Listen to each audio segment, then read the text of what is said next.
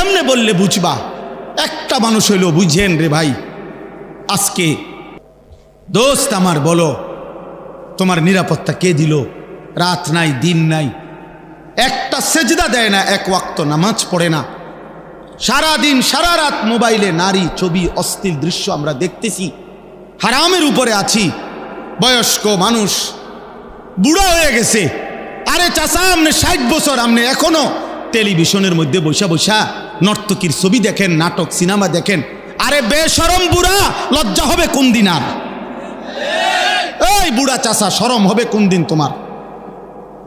60 বছরও বেড়ি দেখার অভ্যাস নাই। 60 বছরও বিড়ি খায় মানুষ, 60 বছরও কথায় কথায় গালি দেয়, 60 বছরও কিস্তি নেয়। গুনাহ ছাড়বেন কোন দিন? কথা বলে না। গুনাহ ছাড়বে কোন দিন?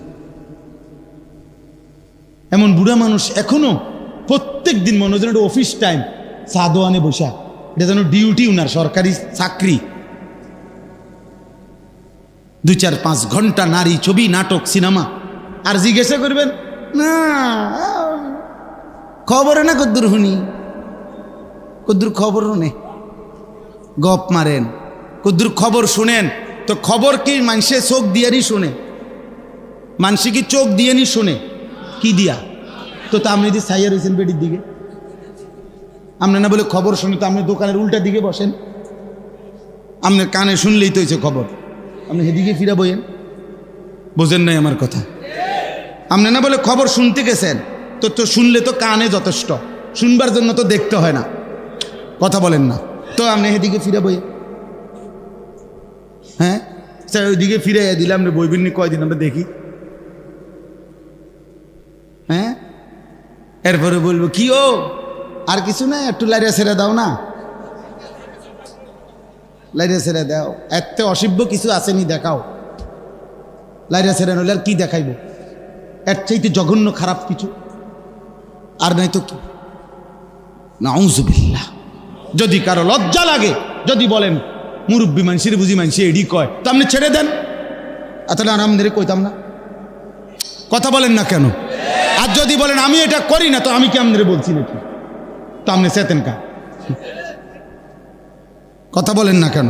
আপনারা কি বলছি নি আমি? তো আপনি ভালো হইলে তো আমার অসুবিধা কি? আপনারা তো বলি নাই। আর যে এই পরিমাণ বদভ্যাস, উনি ছাড়বে না কেন? আমরা চাই আমার চাচা যেন হয় জান্নাতি, দাদা যেন হয় জান্নাতি, সন্তান যেন হয় জান্নাতি, স্ত্রী যেন হয় জান্নাতি। এক মুমিন কি এটা চাইবে না? তাইলে ইমানদারের চাওয়া তো এটা, পুরা ফ্যামিলি জান্নাতি হওয়া, পুরা পরিবার জান্নাতি হওয়া। নাহলে আমরা দাদার জন্য দোয়া করাই কা, যদি দোয়া করে দেন আমার দাদার লাগিয়া, আল্লাহ যেন আমার দাদারে মাফ করে দেয়। আমার আব্বার জন্য দোয়া করেন, আমার চাচার লাগিয়া, চাচা মারা গেছে, দোয়া করেন। আমরা দোয়া করাই না, তার মানে আমরা প্রত্যেকে চাই আমার দাদা চাচা মামা ফুফা খালু, আমার ভাই বোন স্ত্রী সন্তান সবাই জান্নাতি হোক, এটা আমরা চাই না? তো তার জন্য কি কোনো উদ্যোগ নিতে হবে না? কোনো চেষ্টা করতে হবে না? আল্লাহ আমাদেরকে তৌফিক দান করেন। এর জন্য আসতে আপনাদের কাছে আমার অনুরোধ, বাপ আমার অনুরোধ সারা পৃথিবীর মজলুম মুসলমানের দিকে তাকায়া, রক্ত স্নাত মুসলমানের রক্ত মাখা দেখার দিকে তাকায়া মনে রাখেন এই আঘাত আমাদের উপরও আসতেছে। যুবক ছেলেরা, তোমরা যে পরিমাণ আল্লাহর নাফরমানি করছ, ছেলেরা তোমরা যেভাবে সারা রাত নারী ছবি মোবাইল নিয়ে ব্যস্ত হয়ে গেছো বন্ধু, এই চোখের এই পরিমাণ গুনাহ এক অঙ্গে, এই চোখ দিয়ে যদি রাত্র দিন তুমি একটি অঙ্গ শরীরের এত গুনাহ যদি শুধু এক অঙ্গ দিয়ে করো, আহা বন্ধু, বাকি দেহের কি অবস্থা?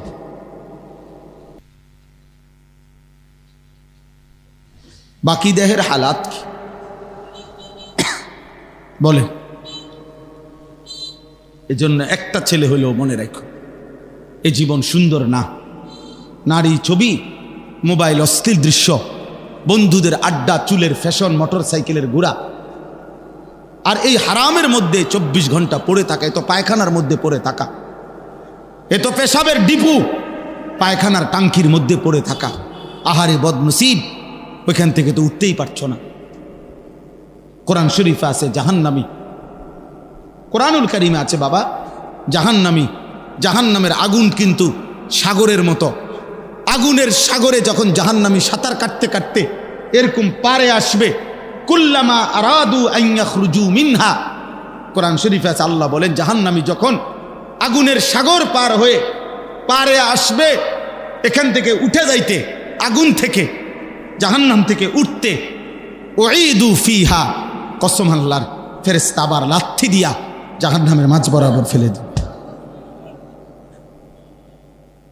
কুল্লামা আরাদু আন ইয়াখরুজু মিনহা উঈদু ফিহা কুল্লামা নাদিজাত জুলুদুহুম বাদদালনাহুম জুলুদান গায়রাহা। আল্লাহ বলে জাহান্নামীর দেহের প্রতিটা চামড়া প্রত্যেক সেকেন্ড সেকেন্ড জ্বলে পুড়ে ছাই হবে, তৎক্ষণাৎ নতুন চামড়া আবার হয়ে যাবে। ইন্নাল মুজরিমিনা ফি আযাবি জাহান্নামা খালিদুন। আল্লাহ বলে নিশ্চয়ই নাফরমান পাপী জাহান্নামের আযাবের মধ্যেই থাকবে চিরস্থায়ী। লা ইউফাত্তারু আনহুম, কসম বন্ধু আল্লাহ বলেন এক সেকেন্ডের জন্য বিরতি হবে না। অহুম ফীহি মুবলিসুন, আল্লাহ বলে জাহান্নামী 24 ঘন্টা বিষণ্ণ মলিন বিমর্ষ চেহারা নিয়েই থাকবে। লক্ষ কোটি বছরে কখনো এক সেকেন্ডের জন্য হাসি ফুটবে না। বন্ধু আমার, ক্যান্সার রোগী যে জানে আর মাত্র 20 দিন বাঁচবে, হতে পারে হসপিটালে তার মুখেও কখনো কোনো কারণে হাসি আসতে পারে, পারে না? কোনো কারণে কোনো কথা হয়তো কি হাসতে পারে, হোক সে জানে মৃত্যু তার সামনে, কিন্তু তবুও হাসতে পারে। কিন্তু আল্লাহ বলে জাহান্নামী কোনো দিন এক সেকেন্ডের জন্য তার মুখে হাসি ফুটবে না। ওমা যালামনাহুম ওয়ালাকিন কানু হুমুজ যালিমিন। আল্লাহ বলেন জাহান্নামী চিৎকার করবে আর আল্লাহ বলবে আমি তোমার উপরে জুলুম করি নাই বান্দা, তুমি নিজেই জুলুম করেছ। দুপুর 1টা বাজে জোহরের আজান হয়েছে, বিকাল 4:30 বাজে আবার আসরের আজান হয়েছে, 3.5 ঘন্টা। 10 রাকাত নামাজ পড়তে বান্দা 3.5 ঘন্টা লাগে না? লাগে। তাহলে আমি তো সময় দিছিলাম, আমি তো জুলুম করি নাই। এমন যদি হতো নামাজ হলো 10 রাকাত, সময় দিছি 2 মিনিট, তাইলে না তুমি বলতা জুলুম করছি? বলেন, ফজরের নামাজ 4 রাকাত, সময় দিছে 1 ঘন্টা, জুলুম করছে আল্লাহ? তাহলে এমন যদি হইতো নামাজ 4 রাকাত, সময় হইল 30 সেকেন্ড, জুলুম হইতো? আল্লাহ জন্য বলবেন বান্দা আমি জুলুম করি নাই, তুমি করেছো জুলুম। আল্লাহ আমাদেরকে হেফাজত করেন। অতএব আজকে এই শেষ কথা আমার এটা, চলেন একটা কথা আমি অনুরোধ করছি, জওয়ান বুড়া, আমি আপনি নারী পুরুষ আমরা সবাই এই চোখ হেফাজত করা বর্তমান সময়ের গবেষক, ইসলামী বিচক্ষণ পণ্ডিত এবং সর্বলাইনের একটা বড় বিষয়। সবার কথা যে মানুষের তার চোখ, এই মোবাইলকে বিশেষ করে অসংযত ব্যবহারে 24 ঘন্টায় বেশি সময় এই চোখকে গুনাহের দৃশ্য, হারাম দৃশ্যের মধ্যে ব্যয় করাতে আজ আমাদের সব কিছুর মধ্যেই নিয়ন্ত্রণ হারা। নিয়ন্ত্রণ, আন্দোলন তো করা যাবে, আরো মিছিল মিটিং করা যাবে রে বন্ধু, আরো বহুত কিছু, বহুত স্লোগান, বহুত হুঙ্কার ধুঙ্কার, বহুত কিছু হবে। কিন্তু আল্লাহর কসম, আল্লাহর কসম, আল্লাহর কসম, ওই আসমানওয়ালার রব যদি শান্তি না দেয়, নিরাপত্তা না দেয়, মাখলুকের কাছে কোনো নিরাপত্তা নাই। মাখলুকের কাছে, মানুষের কাছে কি নাই? নিরাপত্তা নেই, নিরাপত্তা নেই। আইন যত কঠিন কঠিনই হোক, ফাঁক ফোকর আরো এর ভিতর থাকে। অতএব শান্তি, স্বস্তি, নিরাপত্তা মূলত দেবে কে? আল্লাহ। 5ই আগস্ট পরবর্তী 8 মাসে, গতকালকে পত্রিকা আসছে, বাংলাদেশের শরীয়তপুর জেলায় 8 মাসে 26টা নৃশংস খুন হয়েছে।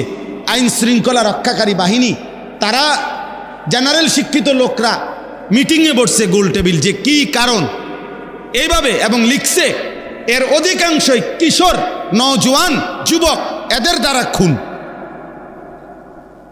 সকলেই লিখছে যে ধর্মীয় শাসন, ধর্মীয় অনুশাসন, এটার প্রতি চূড়ান্ত গাফলতি অবহেলার কারণে আজকে সমাজের ছেলেপেলেদের, আজকে ঢাকা শহরে 12 বছর 14 বছরের কিশোর ছেলে, কিশোর গ্যাং, ওদেরকে এটা একটা আতঙ্ক যে এই বয়সী ছেলে ওপেন প্রকাশ্য দিবালোকে চাপাতি দিয়া কোপায়, রামদা দিয়া কোপ দেয়।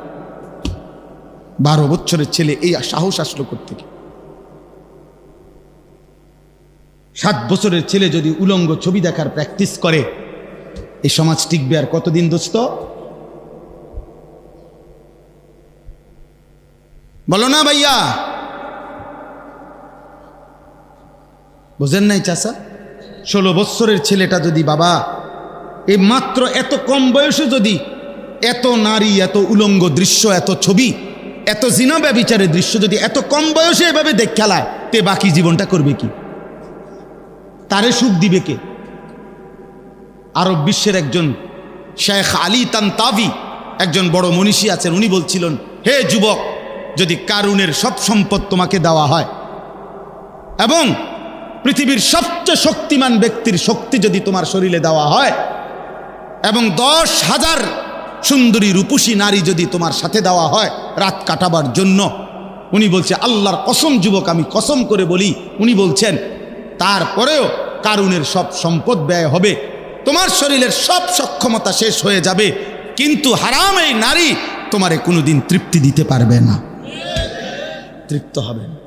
কিন্তু একজন পবিত্র স্বামী, উনি বলছেন একজন পবিত্র স্বামী সে মাত্র তার একজন স্ত্রী নিয়েই তৃপ্তির সাথে 70 বছর পার করে দেয়। আল্লাহ যখন তৃপ্তি দেয় এক বিবিতেই হয়ে যায়। আল্লাহ যখন তৃপ্তি দেয় না, সারা পৃথিবীর নারী উলঙ্গ করে দেখালেও তুমি তৃপ্ত হবে না। আল্লাহ যখন তৃষ্ণা মিটায় দেয়, এক গ্লাস পানিতেও তৃষ্ণা মিটে যায়। আল্লাহ যখন তৃষ্ণা মিটায় না, এক সাগর মদ পান করেও নেশাখোর তৃপ্ত হয় না। আল্লাহ যখন স্বস্তি দেয়, তৃপ্তি দেয়, 10,000 টাকা বেতনের ইমাম সাহেবের 1 মাস সুন্দরভাবে চলে যায়। আল্লাহ যখন স্বস্তি দেয় না, তখন 1.5 লাখ টাকা ইনকাম করার পরেও কিস্তি চলে 60টা 6টা। আমি জিগাইছি কিস্তি কয়টা? কয় 60টা। ইনকাম কত? 1.5 লাখ, 90,000, 1,20,000। তাহলে 1,20,000 টাকা ইনকামওয়ালার কিস্তি যদি হয় মাসে 60টা, তো 10,000 টাকার ইমামের কিস্তি হওয়া দরকার কয়টা মাস? কয়টা হওয়া উচিত? বুঝেন না? কই কিস্তি নাই কেন? তা আল্লাহ চালাইলে ওরে কি শয়তানে চালায়? হারামখোরকে তাহলে কে চালায়? হ্যাঁ, আপনি বলেন। ও তার জীবন শয়তানের হাতে তুলে দিছে। আল্লাহ আমাদেরকে হেফাজত করেন। অতএব দয়া করে আপনারা ভাবতে শিখেন, নিজের জীবন, নিজের চরিত্র, নিজের আখলাক, নিজের স্ত্রী, নিজের সন্তান, নিজের উপার্জন আল্লাহর হুকুমের মধ্যে রাখেন। চোখ হেফাজত করেন। চোখ, প্রিয় যুবক, চোখ হেফাজত করো ভাইয়া। মোবাইলের আসক্তি থেকে বাঁচো ভাইয়া। দোস্ত আমার, বন্ধু আমার, বাঁচত আগামী প্রজন্ম নেই তো টিকবে না। হয় তুমি মরে যাবা, না আমি মরে যাব, কিন্তু এর পরের জেনারেশন কষ্ট পাবে। আমাদের এই অব্যাহত গুনার কারণে আমাদের পরবর্তী, আমাদের বাপ দাদারা, বাপ চাচার নেক আমলের বরকতে হয়তো আজকে আমরা চলতেছি। আমগো দেশে এটা কথায় কথায় কয়, ময় মুরব্বীর দোয়া আসিল, ঠিক না? বলে না এটা? ময় মুরব্বীর দোয়া আসিল, এর লাগে আজকে হয়তো তারা ভালো আছে। তো তুমি যদি ভাইয়া, তোমার বয়স যখন হয়ে যাবে 60 বছর, 50 বছর, আর এই সময়টা যদি এভাবে গুনায় কাটে, তো তোমার পরবর্তী জেনারেশন তোমারে কেমনে স্মরণ করবে? আল্লাহ আমাদেরকে হেফাজত করেন। আমাদের জীবন আল্লাহ তাআলা বলছেন আমাদেরকে, কুল্লিল মুমিনিনা, এই আয়াতটাই পড়ছি, আমার কথা শেষ। আল্লাহ তাআলা বলেন, হে নবী, আপনি আমার ইমানদার বান্দাদেরকে বলুন, সমস্ত মোমেন ওরা আমার, ওদেরকে বলুন, ইয়াগুদ্দু মিন আবসারিহিম, তারা যেন ভিন নারী থেকে, হারাম ছবি, হারাম দৃশ্য এবং ভিন নারী যাকে দেখার অনুমতি নাই তার থেকে চোখ নামিয়ে রাখে, এবং ওয়াহফাজু ফুরুজাহুম, নিজেদের লজ্জাস্থান যেন হেফাজত করে। যালিকা আজকা লাহুম, আল্লাহ ওয়াদা দিছেন যে আমি ওয়াদা দিলাম, আমার কোনো বান্দা যদি ভিন নারী থেকে, হারাম ছবি থেকে, হারাম দৃশ্য থেকে নজর নামিয়ে রাখে এবং লজ্জাস্থানের হেফাজত করে, আমি আল্লাহ তার অন্তর, তার দিল, তার কলিজা 100 পূর্ণ পবিত্র করে দেব। আজকা লাহুম আজকা, একদম পবিত্র করে দেব, সাফ করে দেব। ইন্নাল্লাহা খাবীরুম বিমা ইয়াসনাউন, এই আয়াতটাই আমি পড়ছিলাম। নিশ্চয়ই আল্লাহ বলে তোমাদের যেই কোনো রকমের সূক্ষ্ম থেকে সূক্ষ্ম, গোপন থেকে গোপন কর্মকাণ্ড আল্লাহ খবর রাখে। সেটা মাটির তলে হোক, পাহাড়ে হোক, জঙ্গলে হোক, রাত 2টায় হোক, লাইট নিবাইয়া হোক, দরজা বন্ধ করে হোক, সব কাছ থেকে নীরব নিস্তব্ধ অবস্থায় হোক, তবু আল্লাহ যেই কোনো সূক্ষ্ম থেকে সূক্ষ্ম, গোপন থেকে গোপন সকল কর্মকাণ্ড তিনি খবর রাখেন। কে বলেন? অতএব আমার ব্যবসায়ী ভাইদের কাছে বলি, বাপ আমার, এই ব্যবসায়ী চাকরি, এই ব্যবসা উপার্জন যেন নামাজ না ভুলায়, আখেরাত না ভুলায়। আমার কিশোর যুবক সন্তান, তোমাদেরকে বললাম, চরিত্রের হেফাজত করো বাপ। এক মানুষের জীবনের সবচেয়ে বড় পুঁজি চরিত্র, আখলাক। এটা যখন থাকে না, মানুষের কাছে তার কুকুর বিড়ালের সমান মর্যাদাও থাকে না। অতএব আল্লাহ তাআলা এই মজলিস সকলকে হেফাজত করেন। আমাদের জীবন আমরা রাসূলুল্লাহ সাল্লাল্লাহু আলাইহি সাল্লামের একটা সুন্নাত, একটা তরিকার উপরে চালানো আমাদের দায়িত্ব। আমাদের আল্লাহ বলছে, আমার বন্ধুর মধ্যে আমি সকল বিষয়, একটা নিঃশ্বাস, এক ঢোক পানি, অজু, ইস্তেঞ্জা, টয়লেট, বাথরুম, খাদ্য, আহার, নিদ্রা, ঘুম, ঘর, সংসার, বাজার, ব্যবসা, সব কিছুতে আমি আল্লাহ আমার বন্ধুর মধ্যে নমুনা দিয়েছি, সুন্নাত দিয়েছি। তুমি একটা করে শেখো, জানো, দেখো, বুঝে নাও। আল্লাহ তাআলা বলেন, এই প্রতিটা সুন্নাত অনুসরণ করবা, আমি আল্লাহ তাআলা ভালোবাসবো, জান্নাত দিতে থাকবো। এই জন্য আপনাদের কাছে অনুরোধ, আমরা প্রত্যেকেই রাসূলুল্লাহ সাল্লাল্লাহু আলাইহি সাল্লামের ভালোবাসা সুন্নাত অনুসরণের মাধ্যমে চেষ্টা করব। বলেন ইনশাআল্লাহ, বলেন ইনশাআল্লাহ। আমি আপনাদের শুধুমাত্র শেষ আপনাদের কাছে আরেকটা অনুরোধ করলাম। এই যে একটা কিতাব আমি আমার গাড়িতে বিক্রি করি, তালিমুস সুন্নাহ, আমার একটা সাদা গাড়িতে, অর্থাৎ আমাদের প্রিয় নবী সাল্লাল্লাহু আলাইহি সাল্লামের জীবনে 24 ঘন্টা 23 বছরে একেবারে বিন্দু বিসর্গ যত সুন্নাত নবীর জীবনের একটা সুই সুতা, ছোট্ট থেকে ছোট্ট সকল সুন্নাতের পূর্ণাঙ্গ বিস্তারিত দলিল সহ আলোচনা এই কিতাবে বাংলায় আছে। নবীজির জীবনের উপরে এর চাইতে বড় প্রামাণ্য, এত বড় সমৃদ্ধ কোনো সুন্নাতের কিতাব বাংলা ভাষায় নাই। বাংলাদেশের গাজীপুরের একজন বড় বিখ্যাত বুজুর্গ আলেম, মনীষী, অধ্যক্ষ মিজানুর রহমান চৌধুরী হজরত এই কিতাবটা লিখছেন। খুব সুন্দর, আমি ব্যক্তিগত পছন্দ করি, এই জন্য এটা গাড়িতে বিক্রি করি 400 টাকা মূল্যে। অনেক মোটা, 650 পৃষ্ঠার বই। যাওয়ার সময় কারো সুযোগ হলে, ঘরে আগে এক সময় মুসলমানের ঘরে ঘরে মুকসিদুল মুমিনিন বই থাকতো, আপনার মানুষ পড়তো, বেহেশতি জাউর পড়তো। আপনি ঘরে রাখলে আপনার বিবি, বাচ্চা, স্ত্রী, সন্তান, নাতি নাতনি ওরা পড়বে, নিজে পড়বেন। একটা সুন্নত যদি আমল করতে পারেন, জান্নাতের পথে আগায় যাবেন। আল্লাহ তাআলা তৌফিক দান করেন।